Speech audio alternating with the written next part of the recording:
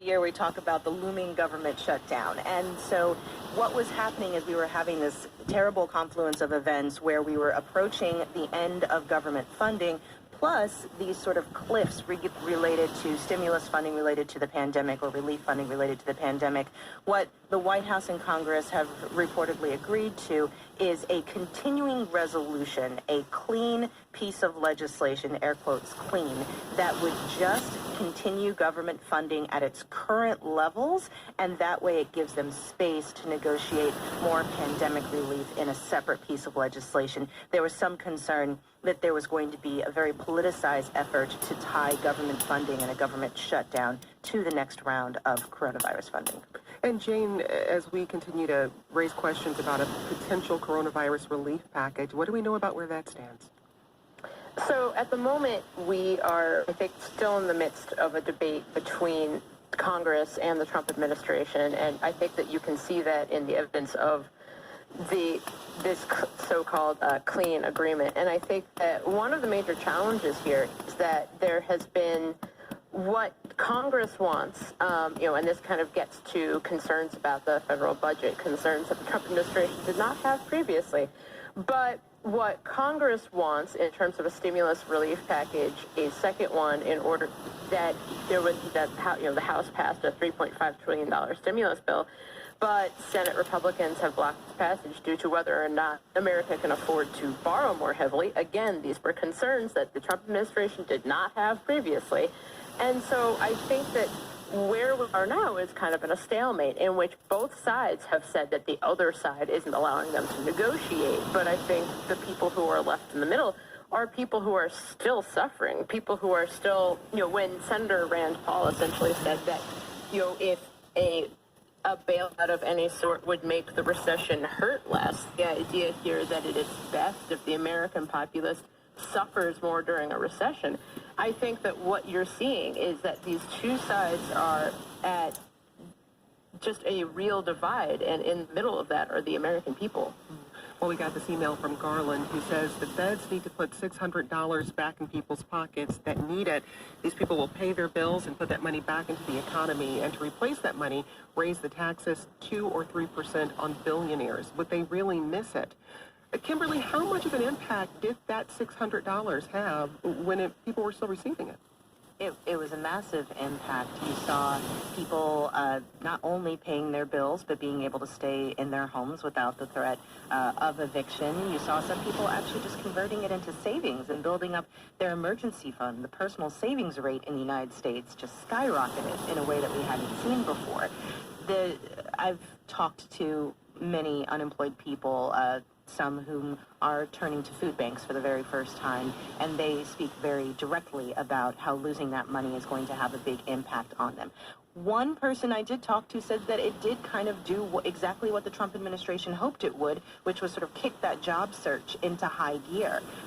One of the complaints by the Trump administration and others was that extra $600 was making it less likely for people to go back to work, and it's anecdotal whether or not that actually happened. It does not seem to be, according to at least the research data, a widespread thing that happened, but now there's that additional level of fear and making people maybe push a little bit harder in that regard. But on the other hand, the whole point of it was to allow people to stay home to limit the spread. So there's a lot of ripple-on consequences of that $600 going away.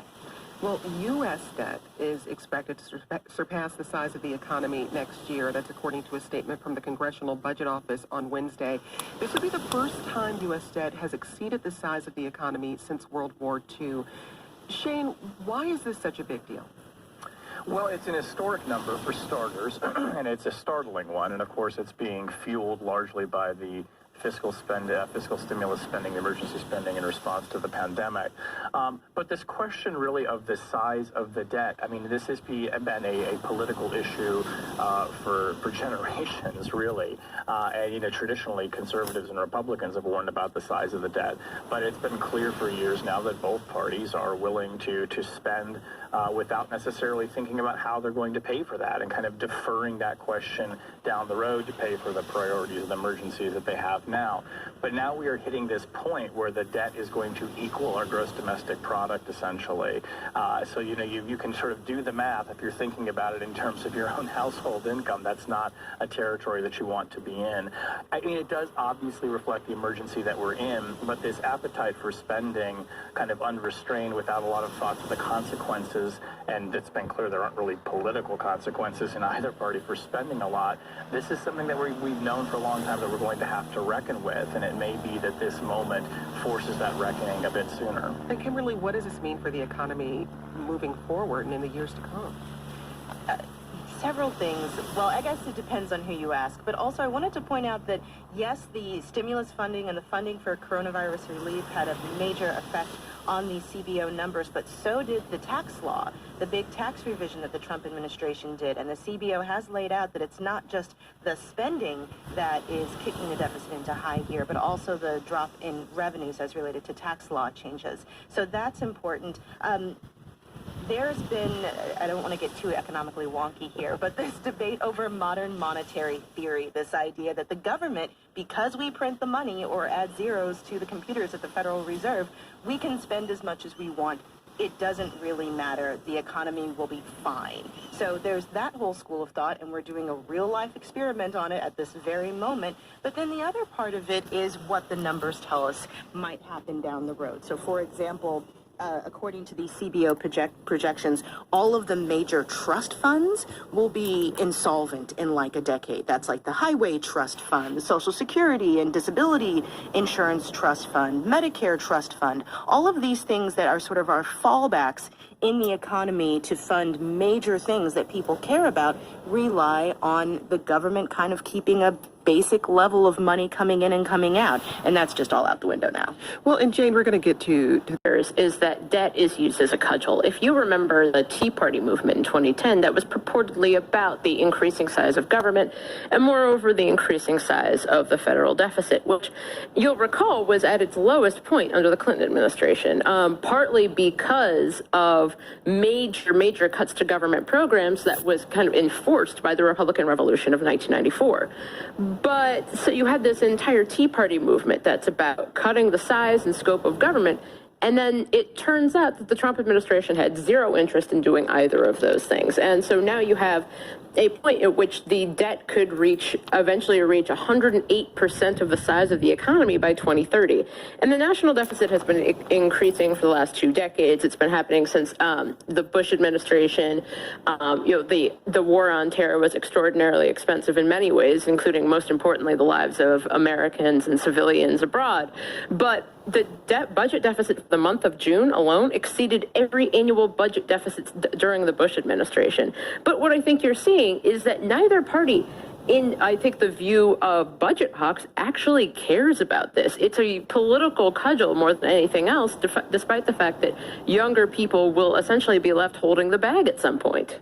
We're talking to Vox's Jane Coaston, Marketplace's Kimberly Adams, and Shane Harris of the Washington Post. A member at a protest in Portland last week. Now, Jane, we should start by saying there's a lot about this that is still unconfirmed. What do we know about what happened last night?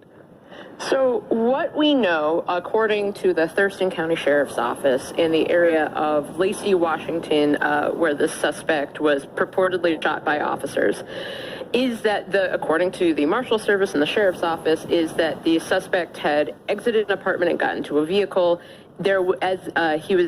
Officers attempted to apprehend him. There was gunfire. He purportedly produced a firearm and, quote, threatened the lives of law enforcement officers. Again, this is based on what the Marshal Service said and based on what the Thurston County Sheriff's Office said. This took place about a few hours away from Portland, where the initial shooting that took place on Saturday happened.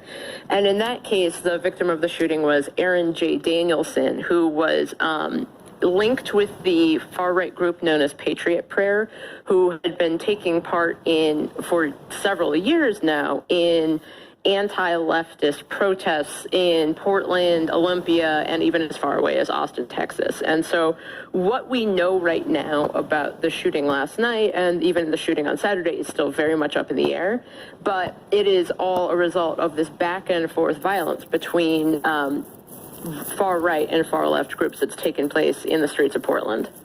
Well, there's a lot going on this week to do with the campaign. Let's start with a bombshell of a story first reported by ABC News. It's one that left Homeland Secretary Chad Wolf on the defensive, and here he is talking to Fox News. We have called out malign actors such as Russia, China, and Iran. The report that you reference was, at the end of the day, a very poorly written report. I had questions about it when I talked to career officials in INA in the office that produced the report. They also had questions about it. Shane, what report is he talking about here?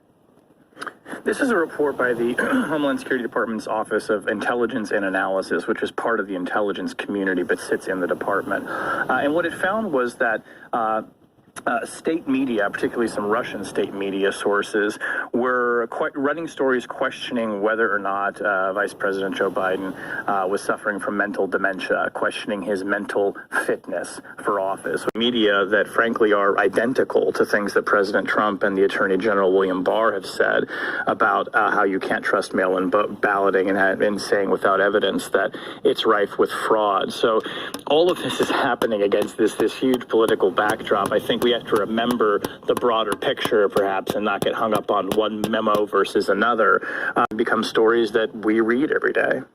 And Jane, how aware are voters this time around about that kind of potential interference, things they might see on Facebook, Twitter, other social media? I think that they're quite aware, especially because I think that what we saw in 2016 is that Russian interference efforts were extraordinarily ham-handed. So, for example, you saw a lot of efforts to play on racial divides, but a lot of those efforts played on racial divides in ways that were, I think, to my view, very obvious. For instance, even using terms and spelling that are not generally featured in American English. And so what I would actually argue is that you've seen on Twitter especially is almost an understanding that virtually everything is Russian interference, and so, or an effort to interfere in the election on social media in general. And so I think that there are people who are very much aware of this happening, but I also think that one of the challenges of this is that Russia's efforts are not simply, and the efforts of other countries, is not simply to help one figure win and one figure lose. It's to make everyone distrustful of the process and thus disinterested in getting involved. To the United States, where at least after the Civil Rights Acts were passed, we're supposed to have social mobility for the individual, and even if that's far from true universally, it's not official like it was in India, for example, and it is the aspiration of things like the civil rights laws. So can you